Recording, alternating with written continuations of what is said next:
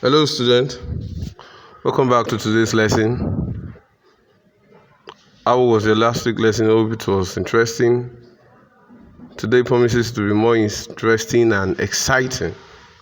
Sit back, relax, and enjoy today's lesson.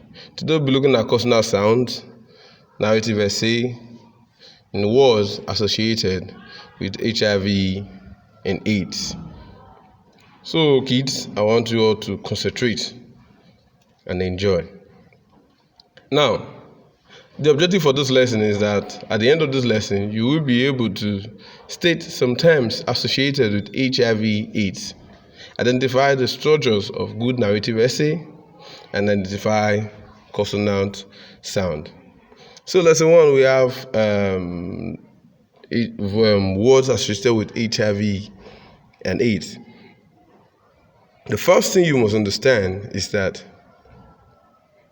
when looking at words associated with HIV and AIDS, you must first of all know the meaning of HIV/AIDS. HIV stands for Human Immunodeficiency Virus. It's an infection that attacks the immune system of the body. While AIDS means Acquired Immunodeficiency Syndrome. Now, when the person contracts the virus, it is at first HIV level. When it is not properly managed, early discovered, it then moves and graduates to the level of AIDS. And at that stage, the survival is very, very almost impossible. So we look at terms associated with HIV/AIDS. And the first term we'll be looking at, there are so many terms associated with HIV/AIDS. We have abstinence, we have infected, we have contact, we have virus, we have body fluid. But the first one we're looking at here is diagnosis. Diagnosis: when the person goes to the hospital, he or she is diagnosed of certain illness. He or she is diagnosed of certain diseases. That's diagnosis. You have the signs and symptoms. What are the feelings, the obvious feelings, and the hidden ones that shows that this person has contracted the virus? The signs are the obvious feelings, the obvious one, while the symptoms means the hidden ones, the ones we can see with our eyes, that shows that this person has contracted this virus. We have testing. Testing is talking about when you go to the lab, you check what is wrong with you. That's testing. And we have blood sample. When you go to the lab to go for checkup, they take your blood sample. It is from that blood sample they'll detect what is in your body, what the person has, the content of certain illness in the person's body. So that's blood sample. So everybody has their own blood sample. The blood sample of Mr. A is not same as the blood sample of Mr. B. So we have the immune system. The immune system are your white blood cell. They are the antibodies. They help you fight diseases and illness. What HIV does is that when it enters a person's body, it kills the immune system, makes the person vulnerable to all sorts of illnesses, tuberculosis, malaria, typhoid. Just one person will start having all this. That is actually what HIV does. It kills the immune system and makes the person weak. And so the person starts suffering from if any airborne disease, any waterborne disease, the person will just be contracting it. Now then we have the antiretroviral drug. These are one of the drugs used to treat HIV/AIDS. It's also a drug used in treating Ebola or COVID-19. Most times when the person contracts HIV/AIDS, when it gets to the level of AIDS, the person start having difficulty in breathing. So this is one of the drugs used to treat a person who has contracted HIV/AIDS. There are so many drugs, but this is one of them.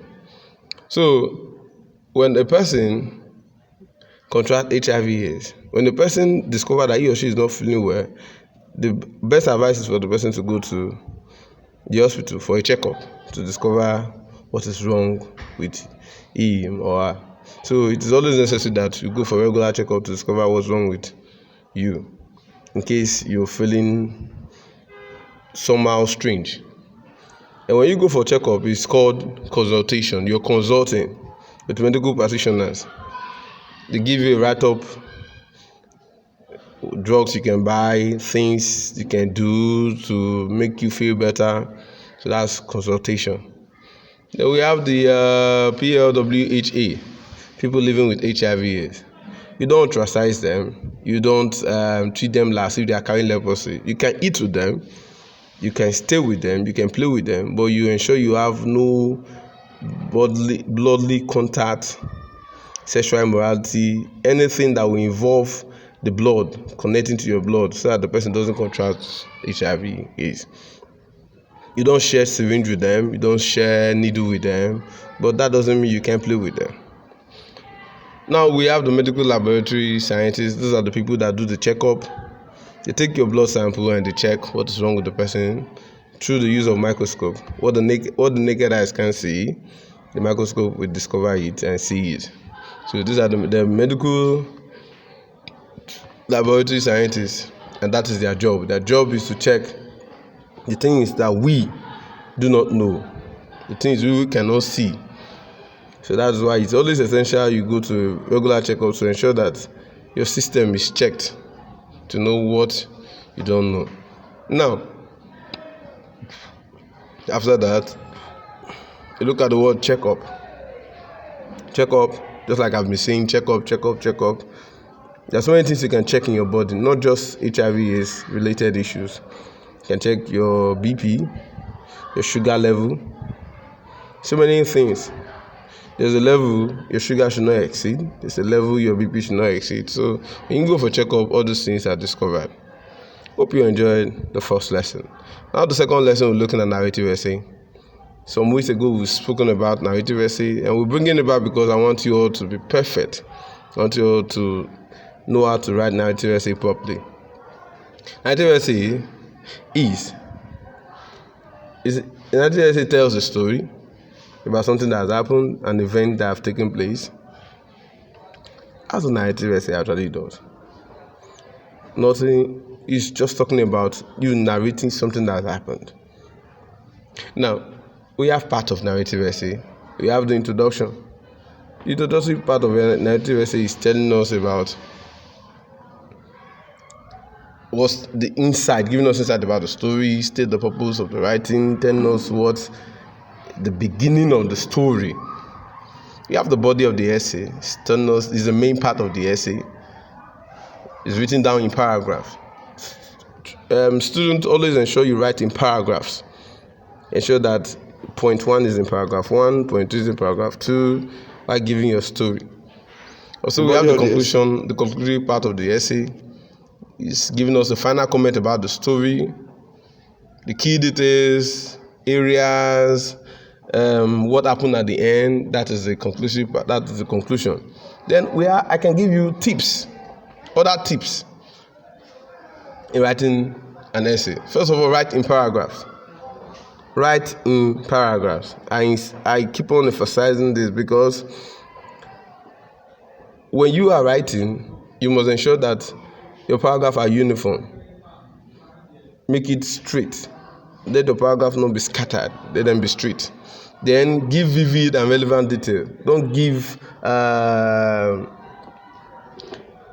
detail that is not that doesn't exist, or a detail that is not true.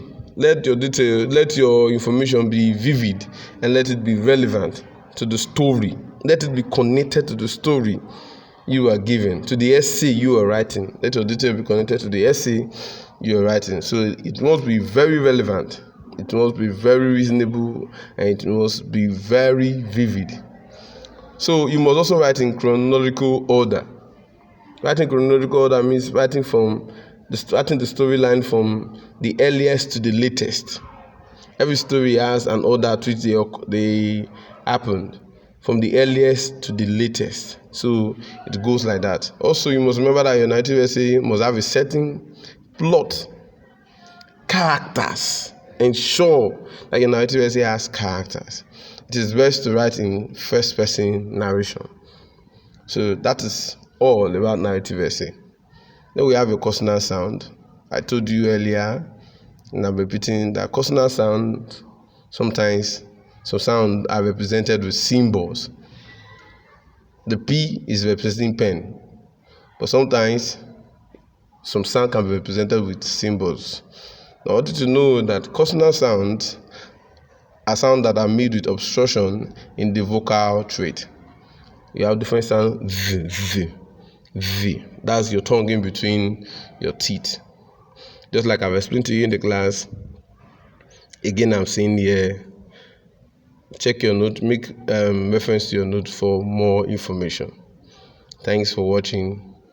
Have a wonderful day. Thank you.